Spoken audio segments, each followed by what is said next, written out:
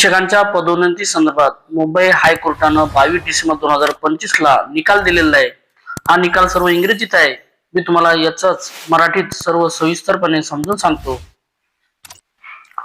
शिक्षकांच्या पदोन्नती संदर्भात मुंबई हायकोर्टात 22 डिसेंबर 2025 ला निकाल लागलेला आहे। तो निकाल कसा लागला आणि कोणी टाकला, काय संदर्भ या ठिकाणी मराठीत मी तुम्हाला या ठिकाणी समजून सांगणार आहे।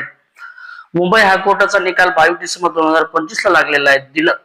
दिलेल्या न्यायालयीन आदेशाचा रिट पिटिशन नंबर 15054 ऑफ 2025 मराठीतील सारांश खालील प्रमाणे आहेत। प्रकरणाची पार्श्वभूमी अशी होती बघा, हे प्रकरण अलंकार कान्हा वारगडे आणि इतर विरुद्ध महाराष्ट्र शासन यांच्यातील आहे। याचिकाकर्त्यांनी जिल्हा परिषद ठाणे यांच्या पदोन्नती प्रक्रियेतील सेवा ज्येष्ठता यादीला आव्हान दिले होते। बघा, जिल्हा परिषद ठाणे यांच्या पदोन्नती जी प्रक्रिया होती त्याला यांनी आव्हान दिलं होतं। याचिका मुंबई हायकोर्टात याचिका दाखल केली होती, त्याचा निकाल या ठिकाणी लागलेला आहे। न्यायालयाचे महत्त्वाचे निर्देश आणि निरीक्षण असे सर्वोच्च न्यायालयाच्या निर्णयाचा संदर्भ। न्यायालयाने असे निर्देश नोंदवले की जिल्हा परिषद अधिकाऱ्यांनी सर्वोच्च न्यायालयाचा 1 सप्टेंबर 2025 च्या निर्णयाचा अभ्यास केलेला नाही। जिल्हा परिषद अधिकाऱ्यांनी सर्वोच्च न्यायालयाचा 1 सप्टेंबर 2025 चा या निर्णयाचा म्हणजे हे जे निर्णय लागला बघा 1 सप्टेंबर 2025 चा अंजुमन इसाते ए तालीम ट्रस्ट विरुद्ध महाराष्ट्र शासन याचा अभ्यास केलेला नाही जिल्हा परिषदनं। पदोन्नतीसाठी अटी तात्पुरता दिलासा काय? न्यायालयाने सुरुवातीला आदेश दिला होता की ज्याच्याकडे टीईटी किंवा सीटेट किंवा पदवी अधिक बीएड ही अर्हता नाही अशा कोणत्याही उमेदवाराला पदोन्नती देऊ नये।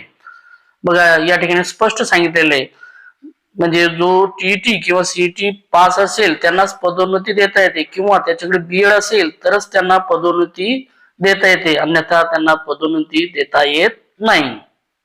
परत दुसरा मुद्दा या ठिकाणी असं म्हटलेला आहे, टीईटी घोटाळा।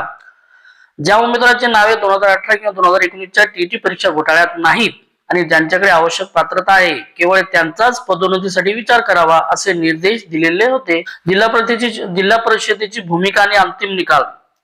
सेवा ज्येष्ठता यादी रद्द।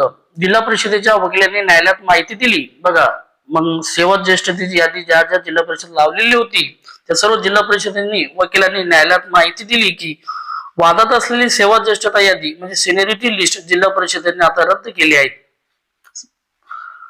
पात्रतेचा विचार। आता जिल्हा परिषद अशा सर्व शिक्षकांचा विचार करेल की ज्यांनी कट ऑफ तारखेनंतर टीईटी किंवा सीटेट पात्रता प्राप्त केली आहे। नवीन यादी।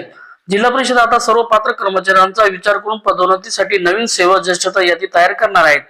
निष्कर्ष काय लागला यामधून? याचिकाकर्त्यांच्या मागण्या मान्य झाल्यामुळे आणि जिल्हा परिषदेने नवीन यादी तयार करण्याचे मान्य केल्यामुळे माननीय उच्च न्यायालयाने ही याचिका निकाली काढली आहे।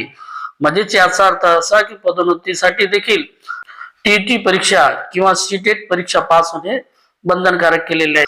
अशाच प्रकारचे व्हिडिओ आवडल्यास व्हिडिओ लाईक, शेअर आणि सबस्क्राईब करायला विसरू नका। थँक्यू।